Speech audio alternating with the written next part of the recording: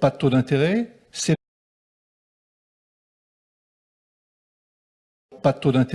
ces prêts d'honneur sont sur des durées qui vont de 3 à 5 ans en matière de durée de remboursement, avec bien souvent des petits différés de l'ordre de 6 mois, lorsqu'ils existent. Et ces prêts d'honneur sont faits donc, pour nous résumer, à la personne physique, au porteur de projet, vraiment au tout démarrage, pour lui permettre, en apport en compte courant ou en capital, de compléter son apport personnel.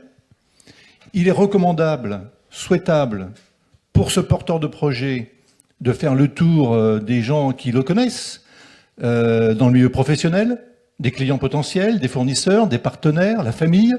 pour conforter son fonds propre, ses fonds propres, son apport personnel.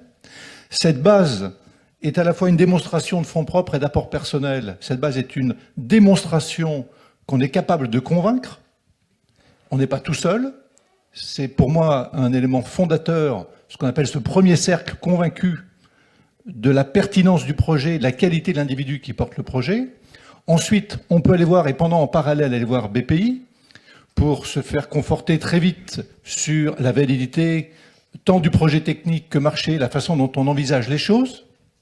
Si on arrive à vous convaincre, vous allez pouvoir donc accorder quelques subventions dès que l'entreprise est créée. De ces subventions, des fonds propres qu'on a amenés, on va pouvoir compléter par des financements de la R&D, par exemple, des embauches, des phases de commercialisation par des avances remboursables, des prêts à taux zéro, toujours sans garantie. Et puis ensuite, si on a besoin de lever des fonds, haut de bilan, de discuter avec des gens comme Go Capital, FAIR ou d'autres au niveau régional, on sait que ça va être long et difficile. Vous allez pouvoir intervenir, pour nous résumer, avec un prêt d'amorçage, compris entre 50 et 300 000 maximum, permettant d'avoir du temps, de donner du temps au temps. Et ce prêt d'amorçage, toujours sans garantie, un taux autour de 5%, un différé de 3 ans, et là pour donner du temps à convaincre ces intervenants de haut de bilan, qui vont pouvoir mettre selon leur nature, et ça peut être des business angels, 50, 100 000, ou ça peut être des fonds de capital risque, à partir de 200, 300 000, voire plus, eh bien ça peut prendre 6 mois, 1 an pour les convaincre, pendant lequel on consomme du cash. On est en danger si effectivement on a sous-capitalisé, sous-estimé les besoins financiers de l'entreprise. Donc la recommandation qu'on peut faire, c'est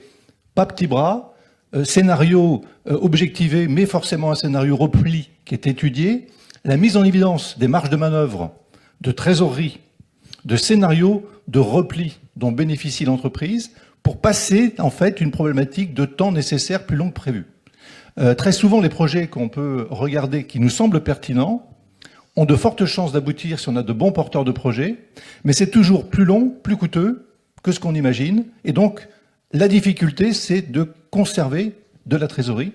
puisqu'on meurt d'un problème de trésorerie dans une entreprise. Le dépôt de bilan, c'est quand on est en cessation de paiement et qu'on n'a plus de trésorerie, eh bien, il faut du cash, plus qu'on imaginait, au moins en moyenne 30 à 40% de plus que ce qu'on imagine,